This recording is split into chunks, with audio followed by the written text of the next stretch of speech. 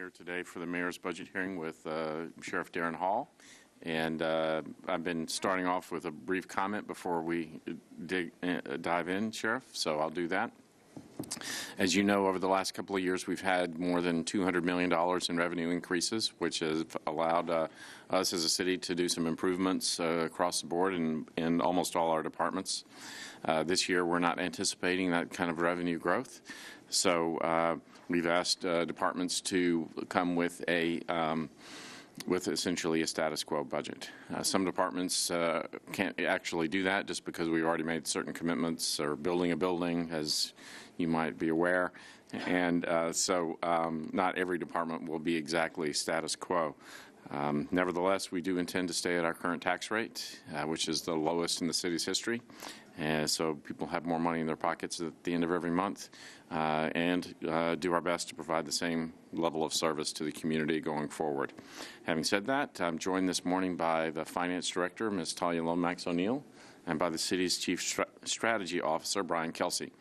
I also saw Council Lady Taneka Vercher, the Metro Council's Budget and Finance Chair, who's here this morning after a long night of Metro Council meetings, and thank her for being here this morning.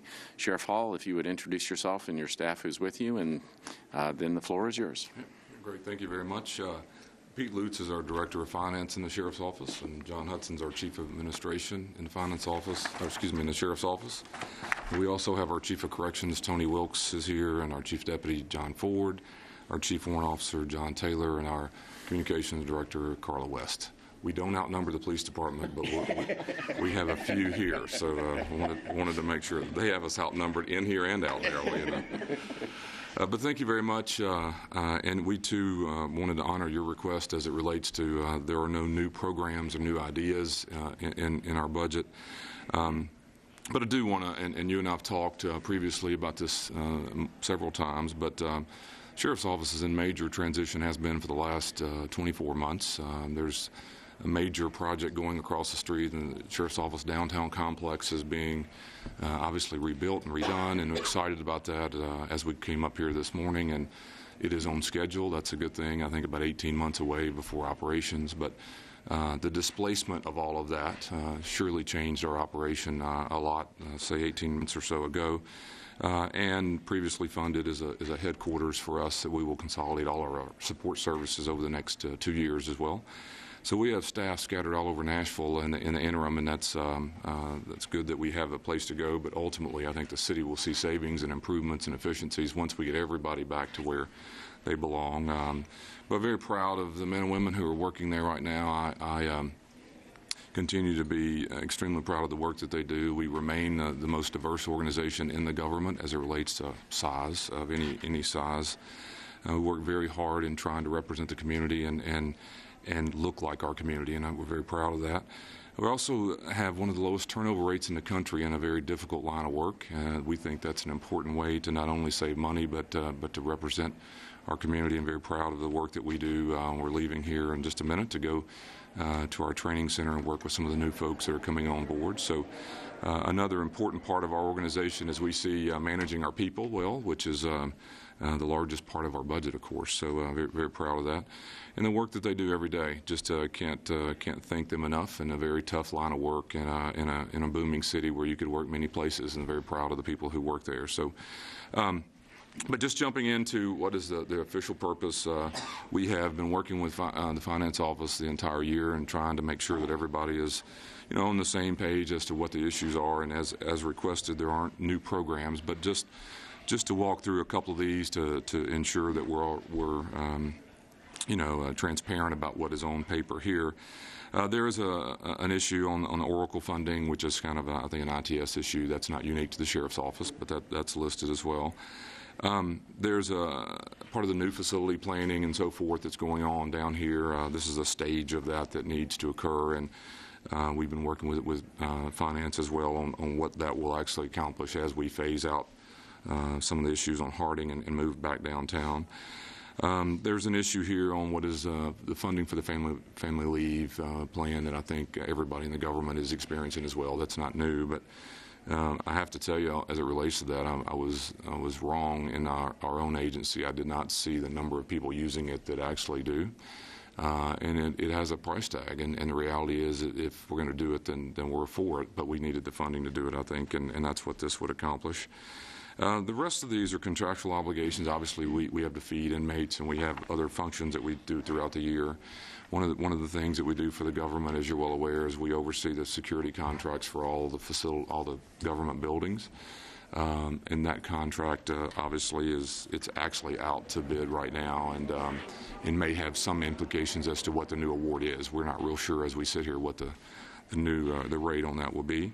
The only other thing that I think you're very aware of is the Steer and Clear program that us and the Public Defender worked well on over the last year. It was a PIP last year, and I think this is the last stage of what was a previously agreed to program. And I think it has a lot of potential to not to quit costing us money, but saving us a lot of money as people who are no longer having to go through courts and ultimately to jail, maybe, as we're trying to restore their driver's license privileges and put them back into the community. So, very excited about that.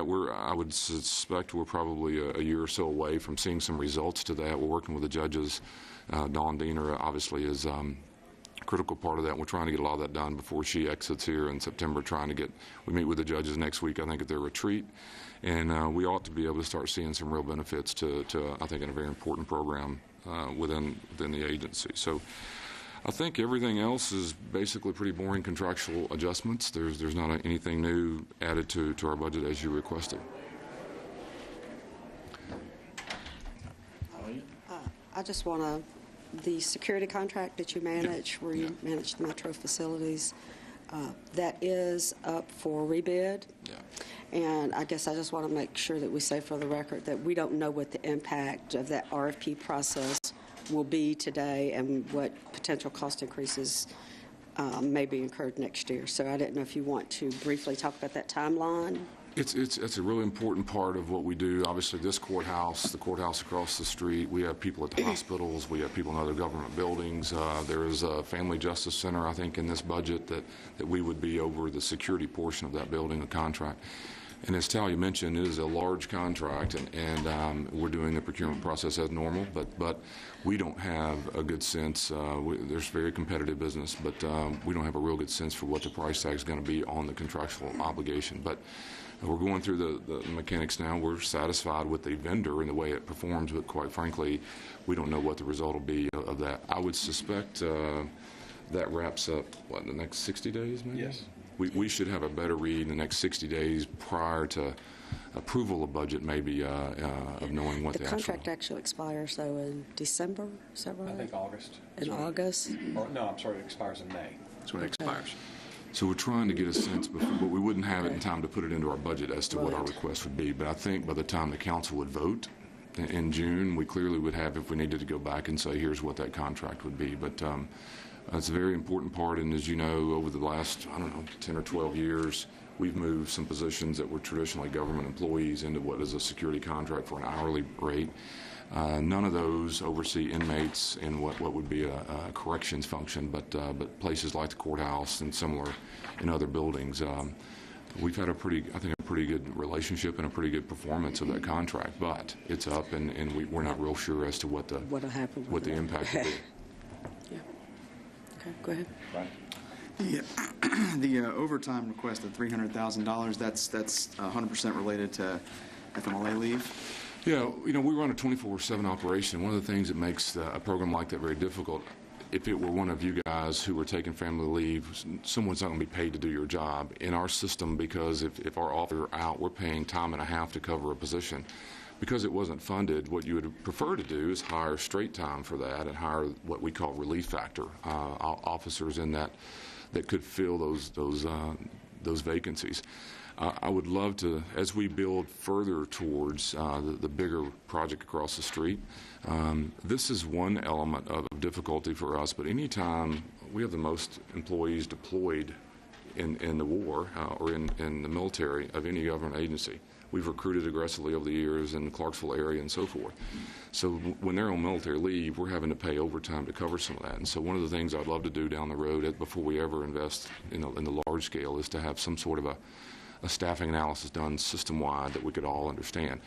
And I think family leave is a great idea, but I think we all need to realize on the front end what is the cost of some idea of that going to be. I don't think it was well discussed before the plan was put together, and so we're suffering from the $300,000 because we didn't have the positions to cover. Good program, but we just need to think about, and that's all that is. That's only for people who are on leave for family medical leave, and someone's paid time and a half to cover that. Okay, thanks. Yeah. We are, just for the listening audience, we're doing an analysis metro-wide to determine what that impact is across departments. I mean, and the 24/7 operations are the operations that have been impacted, such as sheriff and public works and police, fire, and some of the others. So we are analyzing that and trying to determine a good estimate for next year's budget. Yeah. So the sheriff's complex at 2nd and James Robertson, when is it meant to open exactly? Their own schedule, I would say that they're telling us as somewhere around late summer of 19. But just to say, if they handed us the keys today and says you're ready to go, we probably need 90 days to run both systems, train our staff on the new equipment and all that. So if you want to think of it, I see it as a late fall 19. The goal would be by 2020 to be running it full, but I would say late fall, and we'd love to have a conversation about that going forward. Yeah, but I think we probably need to dive in sooner rather than later, and if you could designate somebody from your team to work with Mr. Kelsey to do a staffing study to look at how the new complex is going to need to be operated and what sort of upside and downside there is on personnel and staffing and such. I think that's a warranted thing for us to go ahead and get ready for. So if we could go ahead and get that rolling, I think that would be appropriate. We will do that. Very, very well done. And the South Fifth facility, what's the status of that? Yeah, we're very excited about that. The old, as the Nashville has come to know it as the workhouse. Officially, it's called the Jerry Newsom Center for an officer was killed in '95. But it's vacant. We've been out of that building for about 4 months. We've moved all of our staff that are in there to the Memorial Hospital site under a 2-year lease. The plan is, and the contract was awarded, I believe, last week. So it's a contractor has been selected. They will tear that building down. They tell us it's an 18-month build. There's no jail or no inmates involved. So if you take the 18 months, we want it to catch up with the other complex, because at the conclusion of all that, we would vacate what is the Hill Building complex totally, and the city can make decisions about what it wants to do. And we have folks in trailers and hospital locations. So the dream is that both of those buildings come out of the ground about the same time, and somewhere late 19, early 2020, we're in 3 primary places in the city, and for the first time ever have new facilities that the staff deserve. We've been in hand-me-down grocery warehouses and workhouses and everything else, so it would be nice to see us get a professional operation. Right. And I know I talked to Councilman Withers about it, and I know he's excited to have y'all activate that site over there with people working every day. So I'll make sure that we do what we need to do to, if possible, make that a reality. Great. So, thank you very much. Sure. Dolly? Okay. Ryan? The one follow-up on the steering clear. First, I just want to say thank you for your involvement, your leadership in that program. I think that it really kind of demonstrates the spirit of what we were after with those kind of interagency collaborations.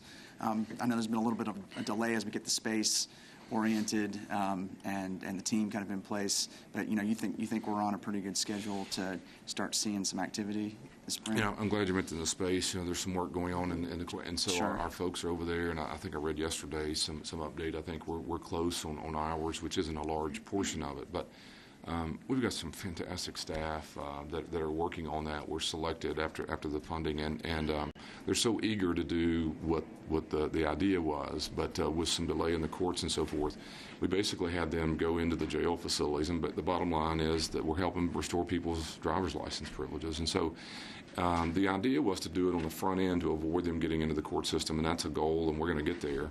But in the interim, they've been literally living inside the jail facilities, working with people who are about to be released post-conviction, but they're about to walk out without the ability to drive to the job that we may have gotten them at Waffle House or wherever the place is. We're trying to get that restored, and so they're really, it's pretty amazing to watch. I've even said we need it in both places. We really do, but until we can get some of the barriers kind of worked out on the court side, we've got some really good things. It's exciting. We had a man the other day who hadn't had a license. He's 42 years old. He hasn't had a license that he knows of in 15 years. He owed $18,000 in fines, but the truth is he's indigent. So what are we doing by asking him to come up with $18,000 so he can drive? And so our staff went to the courts. We're working with Judge Bell, who is willing to have some indigency hearings for us because these folks do not have the resources to do that. And so our staff are then able to get that taken off of the person and then start the application to get you restored. So we hope to see some people really being productive in the community. So on the interim, we're inside the jails working. Ultimately, we want to be right back to where it was designed to do. And my hope is we meet, I want to say it's the 10th of April with the judges at their retreat. Coming out of that, our goal is to have everybody on the same page. But I'm excited about the program moving forward, and this is the last stage of the funding for that. Great, appreciate it. Thank you, Sheriff. Thank you very much. Thank you. Look forward to a good year. You as well.